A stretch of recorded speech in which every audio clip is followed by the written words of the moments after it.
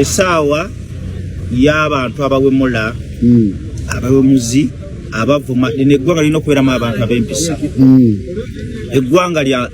Eggwanga tukkiriza mu buwangwa bwaffe.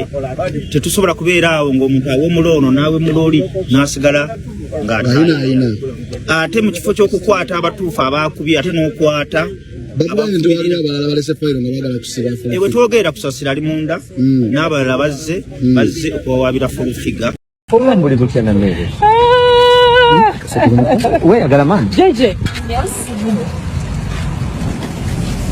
nasooka amala okuba wakama tufunanga ku official summon. So mu bufunze tebakusamoningangako wabula ozze kulaba kiki ekigenda mu maaso kubanga mbadde ndaba fulufiga abeera aleekaana nga bw'omumanyiye buli kigambo kisobola oyita mu kamwake.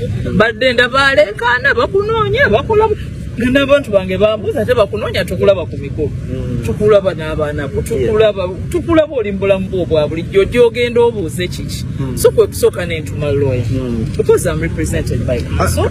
Omwami najja oyazze ne bamugaa tate tebanneeta ali wadde amagezi omuntu gwe bayita fulufiga oba eyeyita fulufiga whatever n'ali muwadde amagezi tinga tannaluubirira nnyo kusiba abantu nga bwe tumuwulira yeewaana yasibye nobati nasibye gundi agenda yeewa n'omukyalo oli omunaku eyali amubanja akatogo esente z'akatogo eri emakingi yemukwata n'amuggalira ne bagamba omukyala nti bwe yabadde abanja fulufiga yamubbyeko emitwalo 6 nti omukyalo omunaku bwe yazze okubanja emitwalo gye 7 wakati awo mu kubanja ate yabbye emitwalo 6 era baagimusasuza.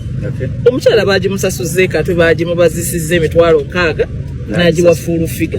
Naye nze ndaba fulufiga mu ggwanga munate ye muntu ali mu nkomera. Abasigadde, let us organize. We shouldn't force ourselves, whatever. We are friendly forces. We are friendly to you and you are friendly to us. So let us wait for her here. She will come and brief you as to why she has been called. Let us not cause any confusion. Stay calm here and wait for her.